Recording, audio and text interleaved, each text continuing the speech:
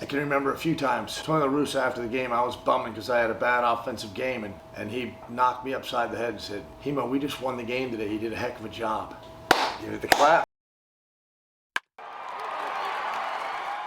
So you want to be a catcher. What I found in the past is that guys start out, they're eager and they want to get in there and play, but then the lifestyle and the work ethic and all the things that come with catching, they're not very good at. They go back to the backstop a lot. People start giving them crap from behind the fence, keep the ball in front of you, whatever, and they end up quitting and they go back into the outfield or back into the infield. So we lose out on a lot of athletes behind the plate just because kind of its own entity, right? It's just different from every other position on the field. And it's a grueling one. So if you want to be a catcher, it requires a little bit more. I made a list. Qualities that are inside of a catcher. One would be physical toughness. Are you a physically tough guy? Can you take a beating? You're going to take a beating while you're learning. Take your lumps in anything while you're learning, especially young. When you don't know how to block balls right, you get your arms out too early and you get shots all over the forearms. They turn their head and they get it in the neck. They don't know how to catch yet. They don't receive the ball well. They get their thumb hurt and their hands are hurt. Their legs, of course, are barking.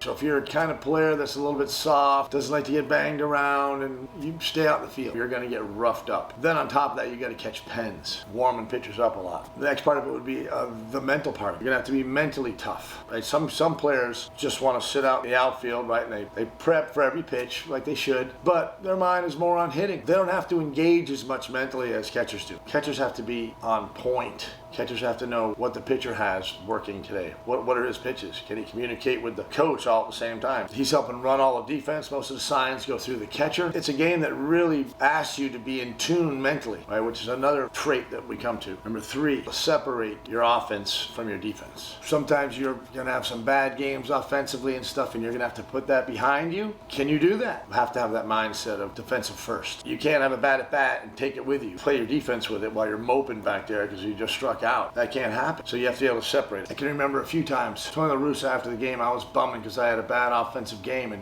and he knocked me upside the head and said, "Hemond, we just won the game today. You did a heck of a job." So catchers, you got to be able to be mentally tough and separate. Your job is to help your pitcher get through the game and win the game. That's your job. You have that much of a hand in it by calling the pitches, by knowing what the defenses are, by knowing your hitters. You can leave your imprint on the game easily. Bad catching, pass balls, taking strike out of the strike zone, umpires calling them balls. Bad attitude will be seen behind the plate. So a lot of guys who can't separate the two need to stay out in the field. You got to have a great motor, meaning you have energy for days. Everybody that's out in the field is looking in at you. Everybody's eyes are on home plate. So if your energy is low and you're just dragging a little bit and you're not high energy, you're going to infect everybody on your team. You have to have that motor that's always going. It goes back to separating offense and defense. I shouldn't be able to tell if you're down by 10 or up by 10. That's the kind of personality you have to have behind the plate. It's go, go, go. First pitch to last pitch. The last one would be willing to put in the work. Because once again, it's different than every other position. And it's going to demand a lot of you. Learning how to catch those super high pop flies that are spinning back hard toward the field, to being able to block a million different balls, all kinds of different stances, trying to throw a strike 127 feet from behind the plate in a crouch with a guy winging the ball at you. So that's going to take some work. That's the hardest throw in the game. You see the two biggest applause lines?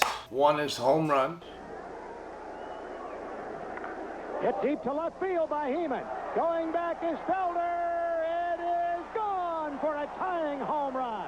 The second one is somebody being thrown out at second base. Those are the 5 things you got to do. If you can do those 5 things you think you can, maybe you got a future as a catcher. All right? See you soon.